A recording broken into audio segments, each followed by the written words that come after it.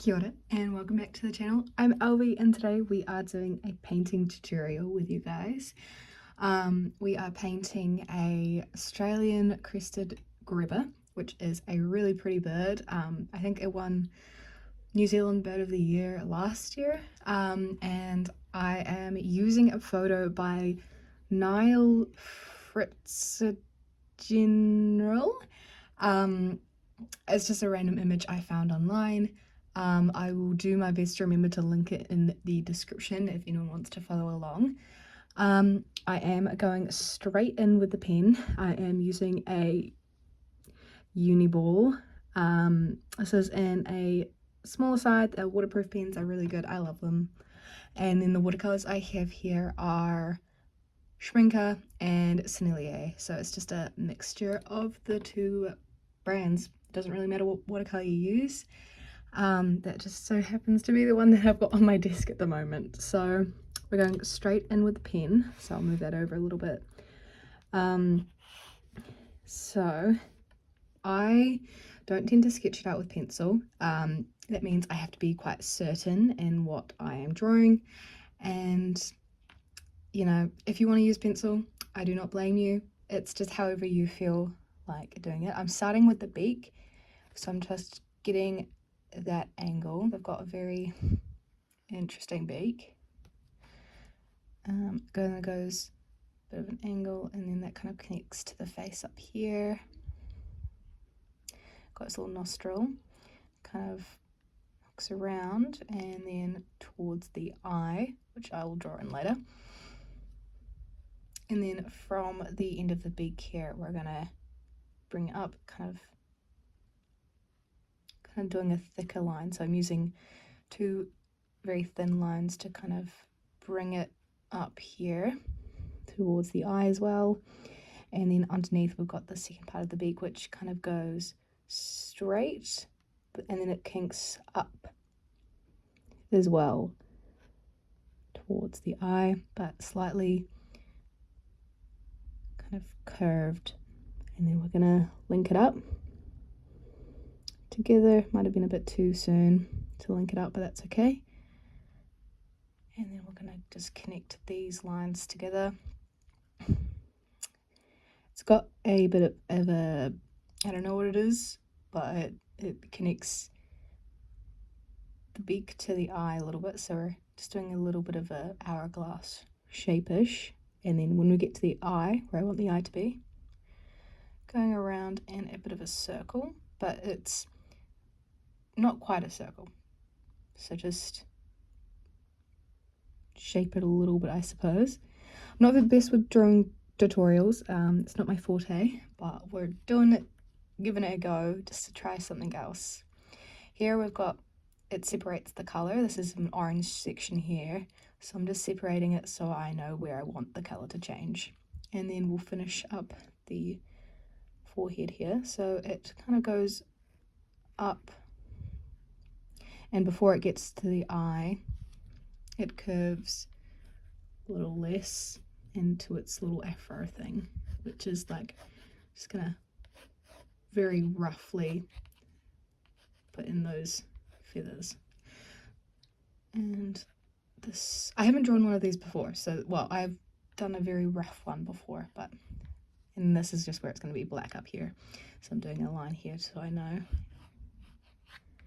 And some more of the head feathers. I think they actually come back out, so I'll add more lines in. Just kind of fixing it with more lines in areas that I'm like, actually, maybe that's a little different. So that's kind of the head feathers. We'll come back down to the neck. It kind of goes down and then back around. Just after the eye is when it goes down into its little, it's kind of a mane. It's when it's I think it's mating season, it becomes like a mane around. There's some other photos on Google that show you it out, which is quite cool. So we're just gonna curve these lines where the mane is, and some outwards lines. These lines kind of give it shape, and so you know what direction the feathers are kind of coming from. And since it feels very densely lined down here, I'm adding some up here as well, just to even it out a little bit. But it's easy to overdo it. The eye, I feel like, needs some lines as well, so I'm adding a almost circle, but I'm leaving a little gap to do the white of the eye, which is a bit of a highlight. Kind of section that off so I know where it is, because so that's the kind of eye, and with color I can make that a little better as well. I'm actually going to add a line up here because the color is kind of quite distinctly separated in the beak. Moving on to the neck, from here we're going to bend it inwards a little bit and kind of drag it down so it's got a slight curve to it, and then this one's got a bit more of a distinct curve from here. So we've got some of the mane on the side still, and then this goes in and then it goes out a bit more where the chest will be. And that's it, that's our drawing. That's done. No, so now is the color. So this is when we bring that in a little bit so it's on here for you guys. By the way, the paper I'm using is Paul Rubens art sketchbook. It's my first time using this sketchbook, so I can't give my complete review, but so far I've enjoyed using it. I know it can be a bit, well, I've seen from my friends it can be a bit obvious where your lines in the paint are sometimes, so just keep that in mind as well. You can clearly see blending a little, like depending how you paint, you can see the blending and brush strokes and stuff, and it's not as smooth. Now for the background, I'm just going to use a flat tip and paint it kind of a bluey grey color, so it adds a bit of something, but nothing too distracting. So we're going to grab some French ultramarine, my favorite color, well, mixing color.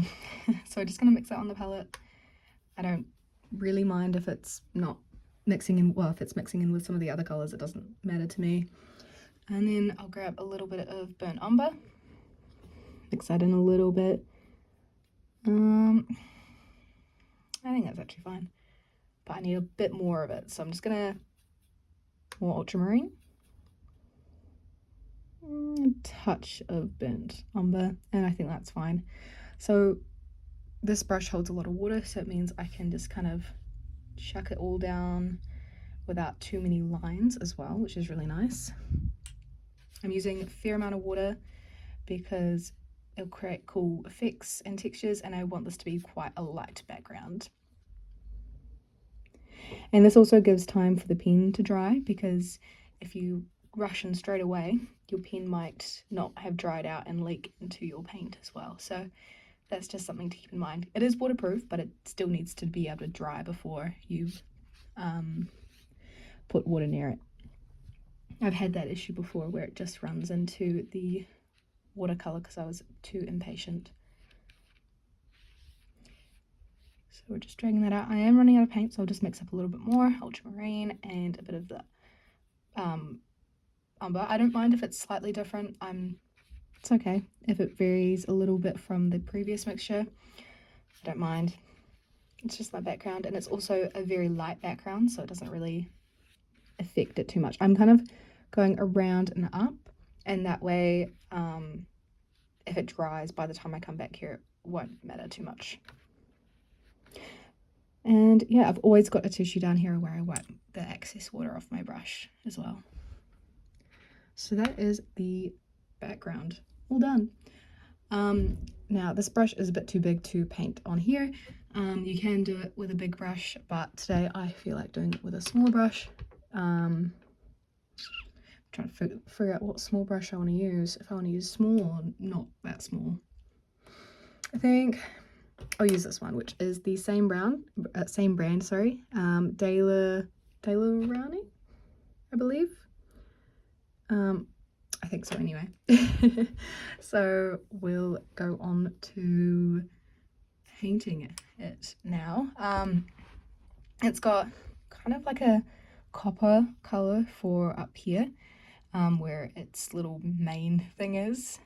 This is Schminker's, Sennelier's, I don't even know what the color is called, I can't remember, but it's kind of a warm, it's similar to English red, so if you got English or Indian red, it should work fine.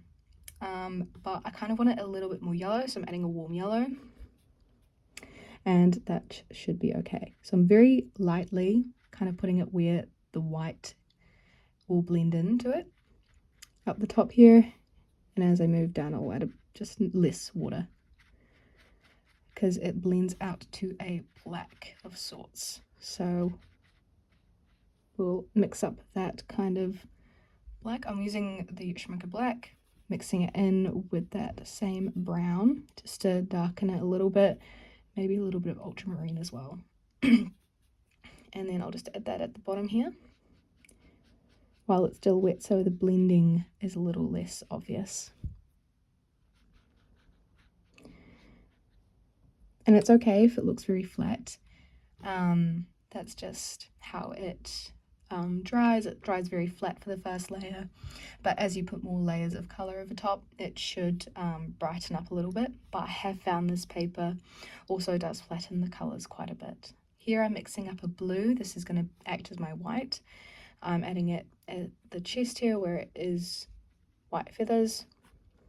I'm trying to add as much water as I can, so that, yeah, you can, there's a little bit of depth going on. And same with around the face here, where it is also technically white feathers. For the black, I'm actually just going to use French ultramarine and the burnt umber. Slowly add in the burnt umber because I'd rather it leaning blue rather than brown. And so we've got quite a good blue mixture here, but it's, yeah, been neutralized a little bit by the burnt umber. You can also use burnt sienna. It might not create the exact same results, but it will create something similar. And I think depending on the sepia, you can use a sepia as well, depending if it's red or brown, red or yellow leaning. But you can tell when you mix it together if you get a kind of green color or a kind of gray color when you mix them. So I'm just adding up here where this kind of jutty out feathers are, and then kind of where the link between the eye and the beak is, and a very light wash of it at the tip of the beak and where the beak line is, and at the bottom of the beak, but not the entire thing. And then it's also at the back of the neck, so we're adding a bit of a line as well around here. Not a straight line, you kind of can add a bit of texture by like the uneven line down. Sorry about the sun, it makes it a little less consistent. There we go. And you can see how the wash feels like it dried very uneven. It is a granulating blue, so this paper, still don't know if I like it or not, so I'm getting used to that as well as doing a painting. So anyway, we're gonna do the beak now. So we're adding a very, very small amount of this kind of, I think it's more of a warm, cool leaning blue, red, sorry. Me and my color names. Then I'm just gonna paint that over the beak here. And we kind of want that brown that we used for the main back, so we're adding a bit of that onto the palette. A little bit of yellow into that, the warm yellow. And then we shall add that just near the eye here, and then add the second layer over top of the mane. I feel bad calling this a mane. I'm not sure the official bird term for it. But you don't cover all the layers that you've got down there, you just leave some poking out so you can kind of see a bit of depth starting to come through. And then, speaking of layers, we'll do another layer in the feathers on the neck. This is blue, the kind of grey that we used for the head and everything. Just adding that a little bit further out. And there's actually a little bit of brown in here, so we're going to grab that same kind of weird looking brown and add a very light amount of that next to our dark grey neck feathers. Kind of blend those two together. Now we want that dark colour again. I'm actually just going to use the Schminker black and then add a little bit of blue. There's nothing wrong with using a pre-mixed black, by the way. I just like mixing it with other colours, so it's just not the plain black that you're given in the set, but it really doesn't matter. It depends how you like to do it and what your preference is. I don't mind if these two bleed together. This isn't quite dry in here, but that's okay. And I'm just going back over what we did up here, over these kind of darker feathers, because I want it to be a lot darker than it has dried down to be. And yeah, in between these layers, you kind of want them to dry. That's why I'm going from section to section, because as I paint this section, something else is drying, so that I can go back to that after this is dried. And you can see it's bleeding out here because this is quite a wet section in here. I'm sorry, my hand is focusing it, so it's kind of blurry as I paint. I didn't realize. So we're going to add another darker grey layer on the beak a little bit. Just kind of following the lines that I've drawn down there. And then we kind of want a brighter brown. So that brown again, but I'll add a little bit of yellow, the warm yellow. Maybe a bit more of the brown. I'm trying to get it as a very bright colour, which I did not do, but that's okay. So we're just going to add that up the top here and bring it down, mixing it a little bit with the grey that we've still got on the palette. And then, yeah, darker brown at the base of the mane, because we're actually going to add in black as well once this layer is dried. I want a bit more shadow around the face and the neck, so we're going to use what remains of that grey, just to add a little bit of shadow to the face and neck as well. So that's kind of what it's looking like. I don't know if it's better in the sun or not, because in the sun, I can't get it all in the sun is the only issue. But the sun's slowly moving around, which is frustrating. So maybe I'll try moving it up here and then moving you up as well. Maybe that will work. So yeah, I'm just letting this dry a little bit. And the problem with this paper is it lifts up the paint a little bit, so it's a bit frustrating in that regard. So yeah, I'll let that layer dry. Okay, we are doing some final layers here, I think. I don't want this to drag out too long. I just want it to be a quick kind of painting together.